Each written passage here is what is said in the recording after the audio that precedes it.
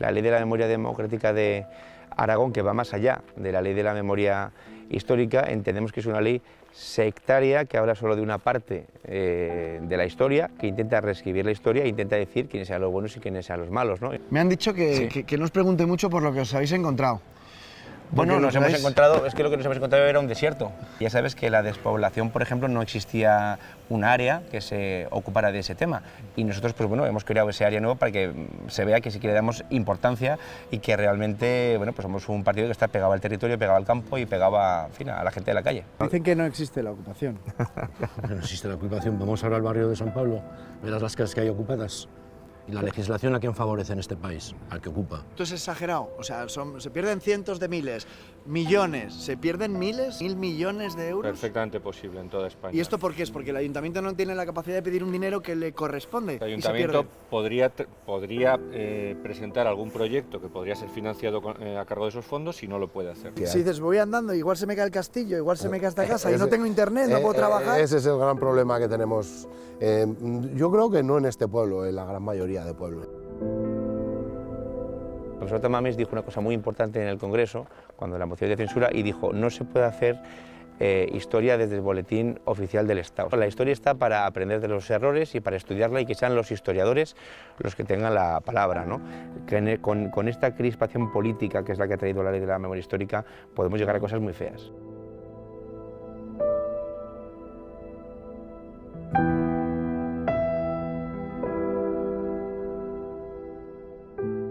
Estamos en Aragón y os vamos a demostrar cómo se pueden revertir las políticas de la izquierda. Se puede luchar contra la España vaciada recuperando cientos de miles de millones que las administraciones habían dejado pasar. También hay oficinas que se dedican a cuidar a las víctimas de la ocupación y cómo luchar en contra de la memoria histórica y el guerracivilismo con ejemplos que se pueden ver en el día a día aquí en Belchite. Recorremos Teruel, Huesca, Zaragoza, hoy Aragón muestra cómo se pueden revertir las políticas ineficaces de la izquierda.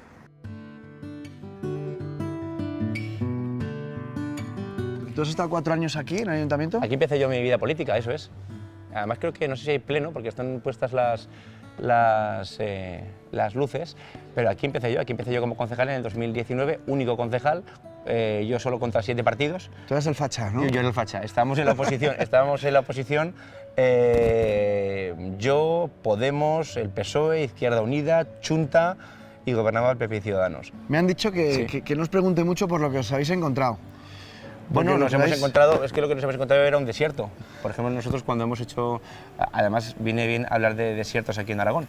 Ya sabes que la despoblación, por ejemplo, no existía un área que se ocupara de ese tema.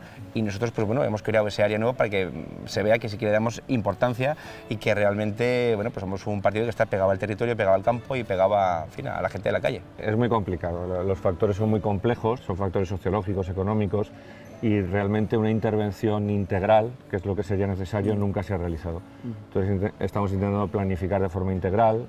Hemos aumentado el presupuesto, por ejemplo, de un pequeño fondo de cohesión que había de 3 millones a 19 millones, lo hemos multiplicado por 6.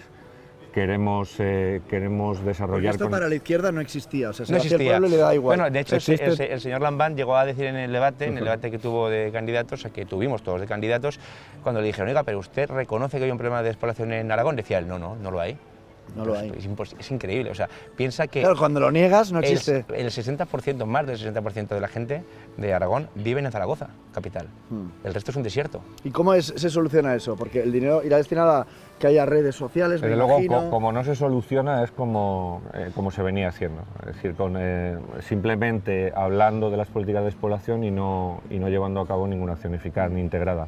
Lo que queremos hacer es planificar de forma integral. Queremos asistir y dar apoyo de una manera mucho más potente a los municipios con el Fondo de Cohesión.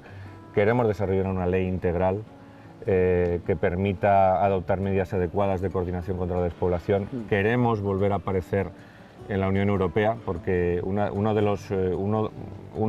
las claves del abandono, porque se puede hablar de abandono de las políticas de la despoblación, era, por ejemplo, el corte de relaciones con Bruselas, en donde hay evidentemente muchas posibilidades de realizar políticas y de obtener fondos para la despoblación, Y bueno, se trata de intentar hacer en esta legislatura lo que no se ha hecho en muchísimos años, pero lo vamos a intentar. El problema es complejo y las medidas tienen que ser integrales, es decir, hace falta comunicaciones, servicios sociales, vivienda, hace falta un sostén económico para que la gente se quiera instalar en los pueblos. Y evidentemente hay que adoptar un conjunto de medidas que es muy complejo. Nosotros ya vamos en esa línea, como decía el vicepresidente, en el Fondo de Cohesión, que se ocupaba solo de unas modestas actuaciones en materia de vivienda rural, pues ha multiplicado sus líneas hasta 22, que abarcan seguridad, cooperación incluso en capacidades administrativas con los ayuntamientos, también vivienda en muchos sentidos, multiservicios rurales, comedores vecinales, es decir, intentamos ya... sabes que el multiservicios, perdona Juanma, el multiservicios es, digamos, un establecimiento en el que hay tienda, en el que hay wifi, en el que hay locutorio, sí, en el que hay productos de primera necesidad, es decir, que es muy amplio, ¿no? Y hay pueblos que no tienen ni siquiera eso, ¿no? Cada vez hay más robos de maquinaria agrícola. Tú piensas, que aquí hay muchos pueblos que por la noche cierran, es decir, porque no hay gente, es decir, quedan 25 señores mayores y tienen que llevárselos, se van con los hijos a la capital y roban pues la maquinaria agrícola, que es carísima, del tractor, en fin, de todo tipo de cosas, ¿no? Entonces, estamos pensando hasta un sistema de vigilancia con drones, es decir, con guardias jurados que se den vueltas por los pueblos por las noches, es decir, para la seguridad, como digo, ¿no? Como esto sigue así, hay pueblos que están muriendo. La sierra de Albarracín, que es preciosa, es un desierto. No sé cuál es el ratio, pero es pequeñísimo el ratio que por habitante. Podemos encontrar densidades por debajo de 2 habitantes por kilómetro cuadrado. Es decir, la vida humana está desapareciendo en...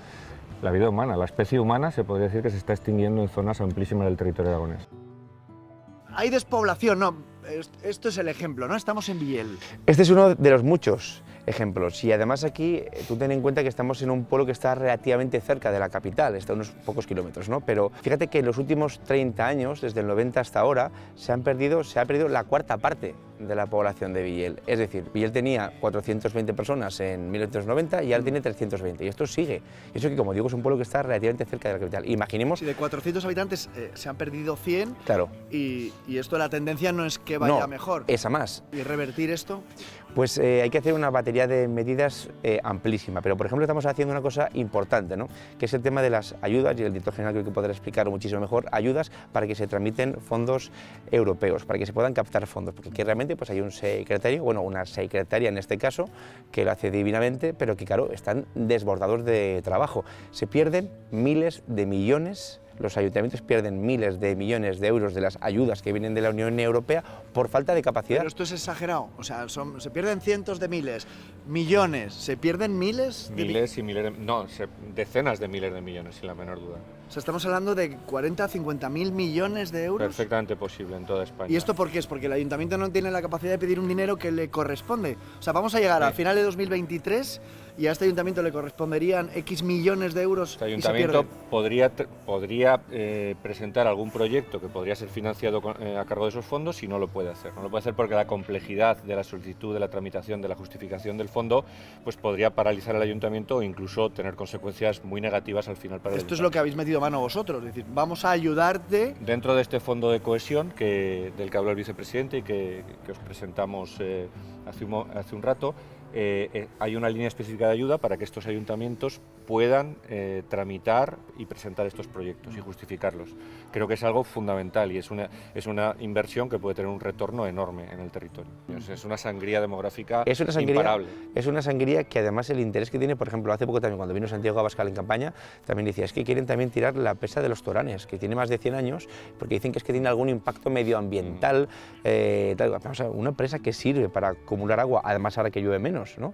Entonces, ¿cómo es posible que encima que la solución, ya que llueve menos, o que estamos en una época en la que llueve menos, la solución es volar una presa que almacena el agua? ¿Y el impacto humano? Porque aquí se habla de impacto verde, de impacto medioambiental, y el impacto humano. Pues es que parece con estas leyes, ya digo, que parece que están redactadas desde el odio al ser humano, algo que no se puede comprender. Parece, como siempre hemos dicho, que tiene más derecho pues un mosquito a un ser humano, ¿no? Entonces parece que el ser humano es un estorbo. Porque aquí hay mucho que rehabilitar, creo, ¿no? Pues tenemos el tema de la vivienda, la rehabilitación de viviendas para fomentar aquí pues la natalidad en el pueblo, algún proyecto de industria, en fin, necesitamos cositas desde los gobiernos que nos ayuden. Y para revertir esto... A ver, para revertir esto lo que nos hace falta es más fondos, o bien del gobierno central, o bien ahora en este caso europeos, y sobre todo también de la comunidad autónoma. A ver, para revertir todo el tema de la población, lo que nos hace falta es gente, ¿vale? Para atraer a gente. Claro, porque la gente habla mucho desde Europa o desde el Pacto Verde, ¿no? Pero aquí, vosotros, ¿qué hace falta? El problema es que Europa no sabe estos problemas. O sea, Europa tiene que venir aquí a ver los problemas, ¿vale? Entonces, para revertir aquí, para atraer a la gente, hay que darles incentivos. Pues lo que tienes que hacer es ayudar a la gente a reformar casas para que puedan vivir, no para que puedan veranear, sino para que puedan vivir aquí, ¿vale? Y a las empresas lo mismo, incentiva fiscalmente a las empresas para que puedan venir a los pueblos. ¿Y cómo veis eso de que haya miles de millones de euros que se pierdan? Porque, oye, que yo entiendo que el papeleo es complicado, pero habrá que invertir dinero en que vuelva aquí, porque estamos hablando de miles de millones. Miles y miles de millones, pero es que el problema es la burocracia. O sea, hay mucha burocracia. Si el problema son los trámites y los procedimientos, y desde las estructuras de la política se pone gente dedicada a solucionar los problemas, solo queda que llegue el dinero. Exactamente. Eso mismo. Y podríamos aplicarlo Eso perfectamente. mismo. Con la Agenda 2030 Hemos topado. no estamos ni muy lejos ni muy cerca de Teruel, pero vamos, atractivos, lo que tú dices. Claro, pero sí que si dices, voy andando, igual se me cae el castillo, igual se me cae esta casa, y no tengo internet, no puedo trabajar. Ese es el gran problema que tenemos. Yo creo que no en este pueblo, en la gran mayoría de pueblos. Claro. Se tocan muchos temas de escaparate, pero es verdad que nos afecta la inseguridad. Totalmente. Nos afecta la ocupación. Nos afectan incluso la territorialidad, ¿no? Porque aquí desde la delegación del Gobierno de Aragón están preocupados por la invasión de los territorios catalanes desde su lenguaje separatista, ¿no? Fíjate lo preocupados que estarán, que como es lógico, este gobierno que es del PSOE apoya la amnistía, apoyar la ley de amnistía, que está en el acuerdo, que ya no es una quimera, que ya no es un... Bueno, es que igual sales, que ya está claro que se va a aprobar la ley de amnistía. Y esto a Aragón nos repercute de manera muy negativa. Quiere decir que a partir de ahora nosotros vamos a ser ciudadanos de segunda. Es decir, fíjate, el presupuesto para un año del Gobierno de Aragón... Todo el que no sea catalán es un español de segunda, ¿no? Efectivamente. Entonces, los 8.500 millones que tenemos más o menos de presupuesto del Gobierno de Aragón, bueno, ellos con las rodalías, con las cercanías que les van a dar, que son 6.000 millones más la quita de deuda, son 21.000 millones con los 15.000 de lo de la quita. Es 3 veces el presupuesto de Aragón. Aquí podríamos hacer infraestructuras como el Corredor Cantábrico, infraestructuras como la 25, como la 40, en fin, como la travesía central del Pirineo, tantas y tantas cosas que se ven boicoteadas siempre por los separatistas catalanes que hacen su chantaje y funciona, como es lógico, al Estado central.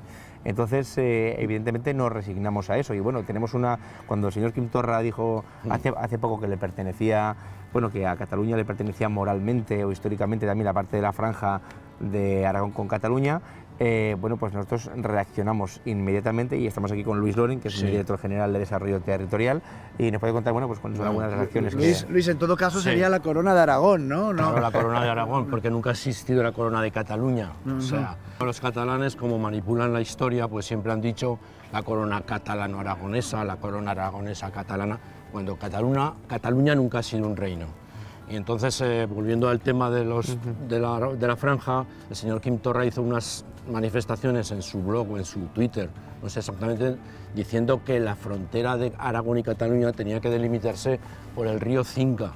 El río Cinca, esto conllevaría que la comarca entera de la Ribagorza, la comarca del Bajo Cinca y la comarca de la Litera pertenecerían a Cataluña.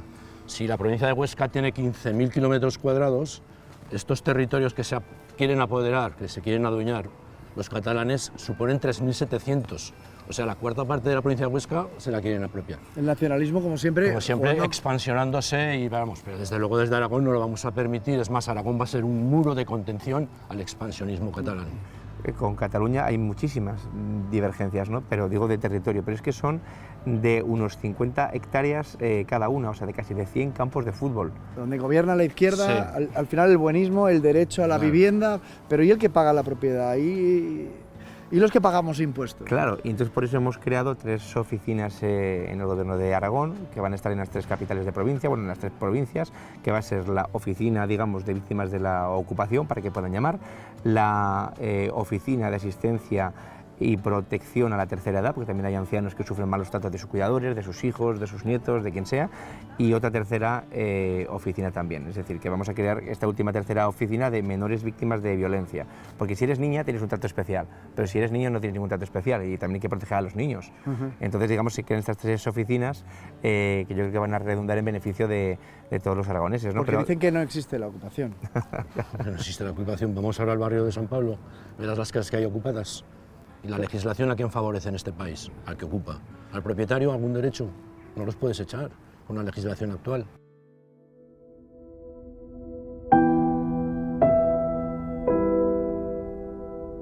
Porque aquí es donde anunciasteis el final o el fin de la Ley de Memoria Histórica, que al final es un poco de revanchismo, ¿no? bueno, nosotros lo anunciamos el lunes, el gobierno de PP y Vox, y lo que dijimos es que la Ley de la Memoria Democrática de Aragón, que va más allá de la Ley de la Memoria Histórica, entendemos que es una ley sectaria que habla solo de una parte de la historia, que intenta reescribir la historia e intenta decir quiénes sean los buenos y quiénes sean los malos, ¿no? Y nosotros estamos por la reconciliación, por la paz, que la reconciliación ya se dio en la transición española, y por tanto son los historiadores y la historia los que tienen que tener el papel, digamos, predominante en este asunto, ¿no? Es decir, el profesor Tamames dijo una cosa muy importante en el Congreso, cuando la moción de censura, y dijo, no se puede hacer historia desde el boletín oficial del Estado, o sea, no se puede legislar vía legis, decir, bueno, pues que entonces podemos legislar sobre Napoleón o podemos legislar sobre otro tipo de cosas, ¿no? La historia está para aprender de los errores y para estudiarla y que sean los historiadores los que tengan la palabra, ¿no?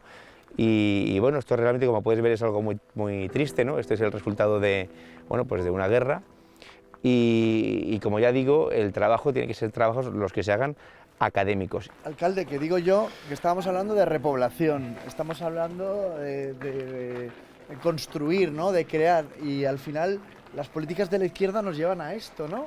Al guerracivilismo, y aquí unos dicen una cosa, alguien va a hablar de Paracuellos o de Belchite y ellos van a hablar de... Es el guerracivilismo, ¿no? Que parecía ya enterrado, ¿no? Bueno, la verdad que con todo el tema de la guerra civil, pues tema no falta. Sí, sí, claro, que cada uno... El discurso hay veces que es muy fácil por parte de unos y complicado si otros hablamos. Por eso en Belchite desde el primer día, desde el minuto cero, desde otras corporaciones ya anteriormente, se ha defendido la memoria de todos. Es decir, hay una cosa que hemos hablado, ¿no? Que es la superioridad moral de la izquierda. Es decir, ellos te dicen lo que tienes que pensar, ellos te dicen quiénes son los buenos, quiénes son los malos, hacia dónde tiene que ir la historia, hacia dónde fue la historia. Eso es peligrosísimo. Yo siempre digo que al final van a instaurar un ministerio de la verdad, ¿no? Donde ellos digan lo que es verdad y lo que es mentira, ¿no?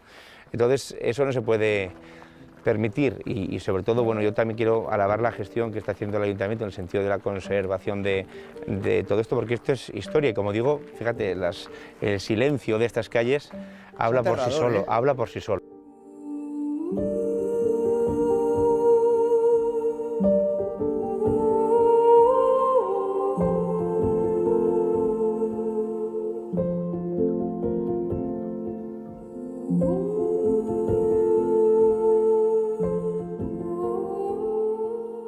Que cuando uno está aquí puede sentir el peso de lo que pasó en estas calles y yo creo, creo que es una cosa a conservar para que no se repita nunca, ¿no? Y aprender, ¿no? Porque todos tenemos parientes, ¿no? Y todos tenemos abuelos y cada uno de un bando y uno fue general y el otro, ¿no? Santiago Abascal en un discurso... Tenía que ser un sitio de ejemplo de lo que no tiene que volver a ocurrir. Teníamos que aprender de los errores, ir de la mano para que, bueno, utilizarlo como un sitio de memoria, que yo pienso que es el ideal para eso. En los años 80, 90 la reconciliación ya estaba hecha, la concordia ya estaba hecha. De hecho, cuando Zapatero empieza con la ley de la memoria histórica, yo llego a mi casa, yo estaba entonces en la ESO, estaba en la ESO bachiller, por ahí, ¿no? Llego a casa y le empiezo a contar a mi abuelo, pues hoy se han pegado dos porque dice que uno era falangista, el otro que era republicano, el otro que era del Frente Popular, el otro que era de la CNT, y dice, pero ¿de qué estáis hablando?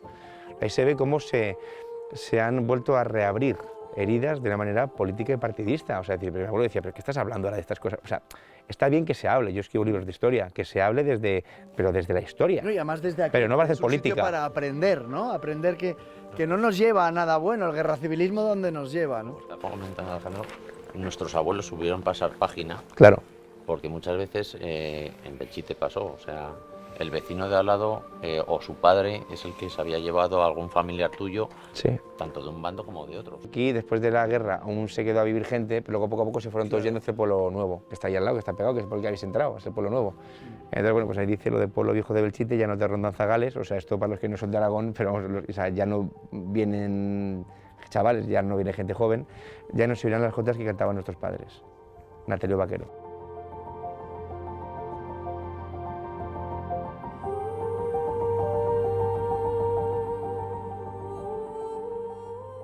Es uno de los proyectiles, sí. Que es un mortero, ¿no? No, mortero es pequeño, es un de artillería, o sea, de una bomba de artillería, un opus de O artillería. sea, si eso estalla... No, porque lo sacaron... Sí, está desaquilado. Bueno, si estaría reventaría por lo menos toda esa parte de la esquina. reventaría. No, hombre, no todo, pero la parte esa sí que se haría un boquete enorme Y se caería. y podría haber riesgo de que se cayera lo demás, claro. Sí, sí, no, eso es... Sí, por suerte estas torres las hacían a conciencia en su día y soportaron, pero vamos, pero sí. Pero fue que una hay que batalla estar. de 15 días, ¿no? De Sí, finales sí, de sí. agosto-septiembre. Eso es. Y 5.000 españoles murieron. Eso es. Además una batalla durísima, casa por casa, con bayonetas. A mí me han contado propios combatientes que estuvieron aquí, que llegaba un momento que entrabas a una habitación y no sabías si el que estaba dentro era republicano o era nacional. Recuerdo el testimonio de un capitán que contó, pues bueno, como su amigo con el que había estado lo encontró colgado en uno de sus balcones echando sangre porque le acaban de pegar un tiro. Es decir, son cosas muy tristes, pero al final la gente joven tiene que darse cuenta de que con esta crispación política, que es la que ha traído la ley de la memoria histórica, podemos llegar a cosas muy feas.